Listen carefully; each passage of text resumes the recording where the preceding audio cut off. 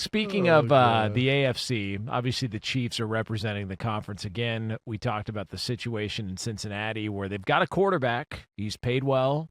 They've got two wide receivers who want to be paid well, and they've got a defensive end who would like to be paid more so than he is currently in Cincinnati. Meanwhile, over in Cleveland, the Browns have another issue. They've got a quarterback who plays well or is paid well, but he hasn't played a whole lot, and now he may miss the entire season, so they're trying to scramble and figure out what the hell they're going to do at that position.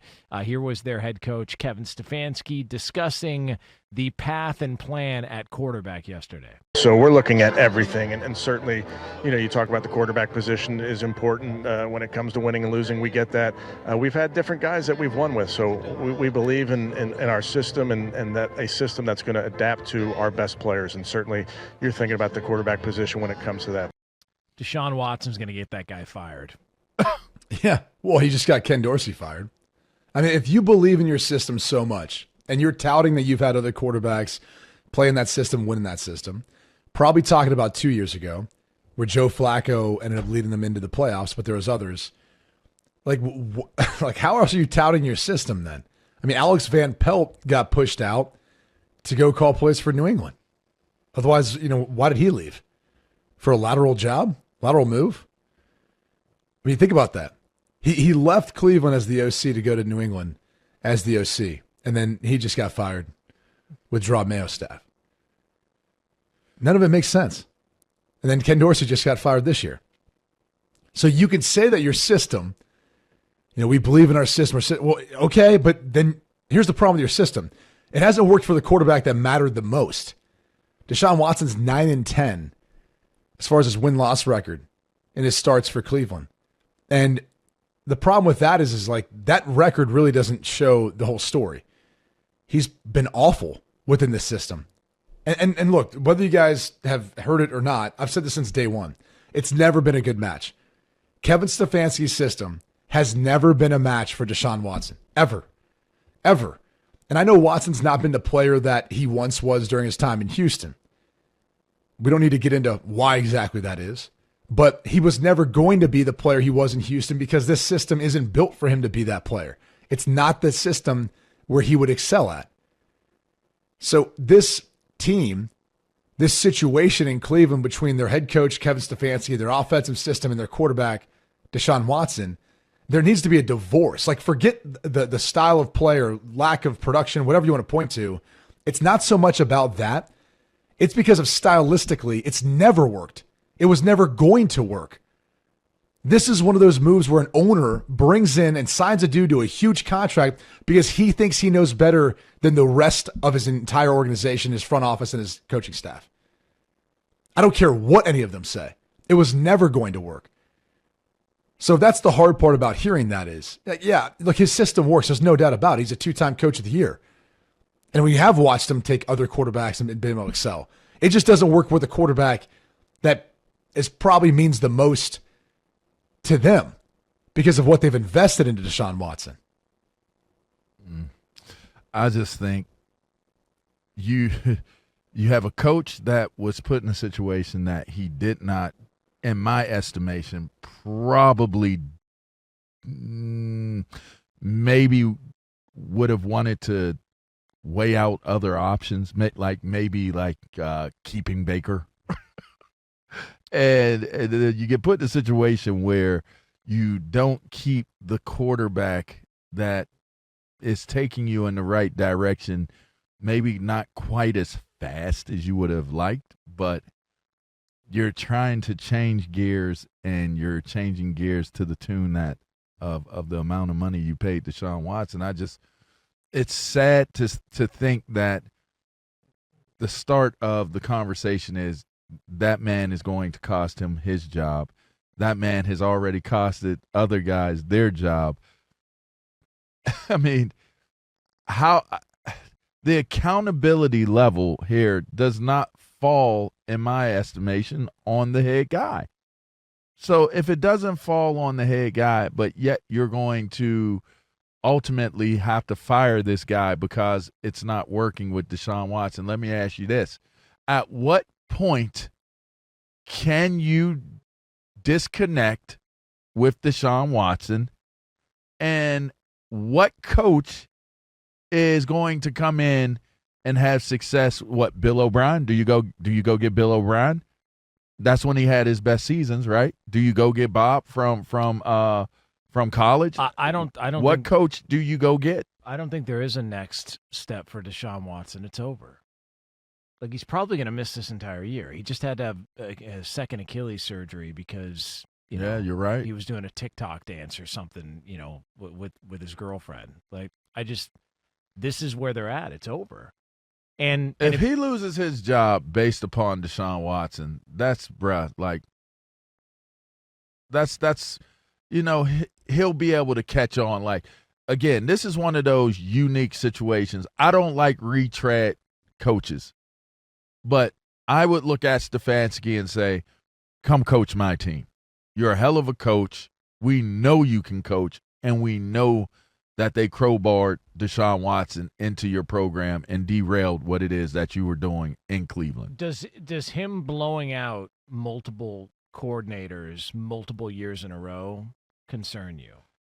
To me, it doesn't, because I think he's been forced into a position where he's trying to figure out who can get the most out of Deshaun Watson, and that's, you have no other recourse. You can't change the player; you have to change the coach. You're trying to get results. That's what I would say. The situation with Russell Wilson in Denver. So when Russell Wilson got there, everybody acknowledged pretty quickly, yeah, this is not working. And Denver decided, we're just going to eat it. We're going to walk away, cut ties, and just go in a different direction. Didn't work. Hey, we gave it a shot. That's that. Like, Cleveland's multiple years down the road on that, and it's been way worse than the Russell Wilson situation was. And the contract being what it is puts him in a way worse spot than Denver was put in. And they had to, what was the dead cap hit for Denver? Like $60 million or something crazy like that they had to sort of swallow to just cut ties and go in a different direction. This just goes back to when you sign the deal, and I don't want to say this literally, but when you do a deal with the devil, eventually, like, the bill comes due. Everybody knew the track record of Deshaun Watson going into all this, but the idea was, well, you're getting the same player that you got, the previous year. What did they win? Like 4 games, and then he sat out a year, and then he decided he wanted to play. What was the most games he's played since being in Cleveland? In a season? 7? That's something it. No. You said since being in Cleveland? Like not the entire time. Like, one given season. How many games has he made it through? Has he played an entire season since being there? 7. He started 6 games in 22, 6 games in 23, and 7 in 24. Man, it's good living, bruh. That is wild. Can I give you the numbers too, by the way? You talk about the cap hell that Cleveland's in. So if they were just to outright release him, which they're not going to, there's a thought that because the injury occurred outside of the team facilities and he wasn't following the proper protocol, that his guarantees could be subject to being voided. All right, so I'm going to tell you this information, not knowing if anything's going to come from that. Because as you mentioned, Jonas, there's the video of him dancing and all that on vacation in Mexico or something, and we don't know how that's going to be handled. That man just slipped and fell. Mama, I fell. A pre-June 1 release, it would be a dead cap hit of $172.8 million. And even if they traded him before June 1, which seems highly unlikely because the injury and the lack of anything he could do this year, it'd be a dead cap hit of $80.8 million. All right. So even if they released him after June 1st, which I guess potentially could be on the table, the dead cap hit for this year would be almost $119 million. Jesus. They would be carrying on their cap. And in 2026, they'd be carrying almost $54 million on their cap, and he wouldn't even be part of the team. Now, post June 1, all right, trade, that would be the best scenario for them. They would only be about $27 million for the cap for this year and then $54 million the following year. But that would be the greatest amount of savings if they could figure out a partner to trade with post June 1 of this year, which again seems unlikely because of the injury. He's not going to play a factor at all.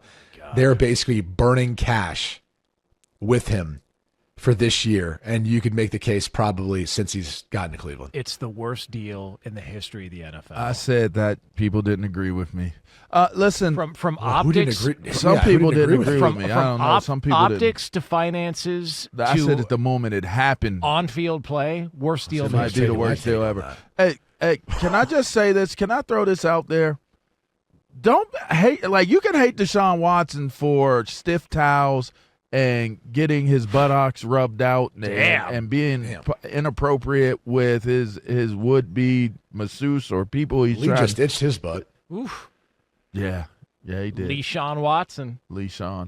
Listen, you can hate him for those things, but you can't hate him for landing this contract. Oh, no. Because he didn't do it. Like, the people who did it, if you want to hate somebody, identify the people who made this contract take place. If you are be upset with the ownership. Exactly. They signed him to the deal just because his agent did it. Exactly. If you're enraged by this and what we're saying to you has you feeling tight, don't be mad at Deshaun Watson. Now, if you want to be mad at him for other things, fine. But you can't be mad at him for this contract because you know what? It's a contract that any of us that have played the game would love to have been able to do a crazy blockbuster deal. And if a team, what do they say? Your worth is your worth. On the market, your worth is the same thing in real estate, same thing for vehicles, the same thing, anything, right? Your worth is your worth. Your worth is your worth. If they're willing to pay you it. That is profound. Your worth is your worth, man. And you can know your worth. And not get what you're valued at in terms of what you feel your worth is. But the bottom line is, whatever it is you end up getting, if you sold that house for $1 million, but it was priced at $5 million, the worth of that house was $1 million. That's right. It is what it is. Is there something that he can do, since obviously he's not going to play, and if they can't get out of do a lot of charity work in the community? Well, no, man. what I'm That's saying what I would is say. there something he can do in the building? Like, can he bust tables? Can they get something out of this? He makes too much money for you know them what's to wrong do anything like that. Why does with Jonas saying this? Jonas says this and acts like if he had that much money, he'd be like, "Oh, I wouldn't change. I'd be the same guy." Bull crap, bro. Yeah, I agree. You like you try to portray this, you would be so different. I think he would have a secret life, though. I think he would maintain an outward persona of who he is right now. No, bro. You don't think so? No, he'd be doing all kinds of weird stuff. I think he would in his personal life. Are you trying to accuse me of getting massages? No, I mean, no. I'm saying you'd be saying, "I'm rich, bitch." You'd be having a truck full of menthols. Yeah, but you know what? Hell out of there. It is true, but I would feel so guilty if this is what I put on the field as a performance after I got paid that much. That is true. I call Jonas, and mostly VAR because I don't want to bother you on Saturdays, but maybe I'll start calling VAR too. Yeah, just to check in to see how the show goes. Yeah, you should. And Jonas always goes, "Oh, I stunk today. It wasn't a good show. It stunk. I was not good." I don't have the ability to self-evaluate in a positive way. Dang. I just can't. But I don't go to massage parlors, so there is that much. I don't do that either. And I don't to make. be honest. I didn't get $230 million guaranteed. I didn't either. It's also the first time, because it's the first guaranteed contract like this in the NFL, that you've seen this happen. Like, this has happened in baseball. It's happened in the NBA all the time, where a guy gets a big deal and then just doesn't produce. Anthony Rendon of the Angels has been a disaster.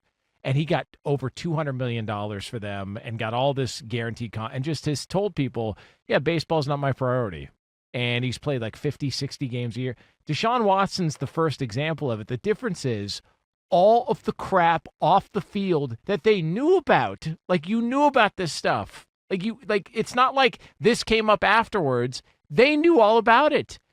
And part of me wonders if the reason why he wanted out of Houston is because he knew stuff was going down there and he just wanted to get away from the situation. Because upon further review, he should have stayed with the Texans and dealt with that. Instead, everybody around this situation has improved other than the Cleveland Browns, and they're the ones that made the big deal. The Texans ended up with C.J. Stroud. They've been to the playoffs twice. Baker Mayfield revitalized his career. He was one of the better quarterbacks in the NFC. Jonas. But I'm telling you, he does not play. But it's another layer to how bad the move was for the Browns. It set their organization back probably a decade. And you got guys like Myles Garrett, who's a borderline Hall of Famer, Nick Chubb, who's been a great player there, a great fan base who've had to sit there and wear it because they knew information about a guy and still said, "No, we're good. We'll give him $230 million guaranteed." But this goes back to the conversation we had yesterday, and we talked about Woody Johnson and acknowledging that he can improve as an owner. And it's one of those moments where you say, yeah, like how many organizations have an owner who's intricately involved and actually succeeds? There's not many. Like they let most great owners, they hire their staff, their front office, and they let them do their thing. And if they're not performing up to their capabilities, they review it. They have someone that they trust to say, all right, what's happening here? But this became an emotional decision for Jimmy Haslam. And whatever happened and transpired between him and Baker Mayfield is what led them down that path to bring on a player who at one point in his career in Houston had a great season, looked very promising, but that was in the rearview mirror with everything that had transpired off the field. And that's what I've said from day one with this contract was that's what bothered me the most is, for what the NFL preaches and specifically the NFLPA and all the different things that they kind of tout about community service, all these other things, to have all those accusations and then allow a player to have the first 5-year fully guaranteed deal to be that player, that's what I could never get past. I'm like, you're rewarding that? Really? With everything that had transpired. And I know, look, I know his agent and him, his whole crew, they all probably want it to go away. They would love for it to go away. It's never going to go away. You can't sign a record-breaking deal coming off of that and then not have people go, well, yeah, if it would have worked out, you won a Super Bowl, maybe it all gets brushed under the rug. In this case, it's been the exact opposite. It's been a disaster. To Jonas's point, it's been not only was it, in one way the best deal for players, it's the worst deal for owners. It's why you'll never see another team follow suit because of how this whole thing has transpired. So it's probably set the team back. I don't want to say a decade because this team is a quarterback away from being right there in the hunt and arguably the toughest division in the AFC, in my opinion. I think the roster is that stacked. But what it has taken away from is it's taken away from the job that Kevin Stefanski and Andrew Berry and Myles Garrett and Nick Chubb and everyone on the offensive line, all the other players that have been there fighting their, for every inch the past few years, while he's, I don't even know what you want to say he's doing. He hasn't been there because of, the past situation. He hasn't been there due to injury. Even when he has been, it doesn't seem like he's overly invested.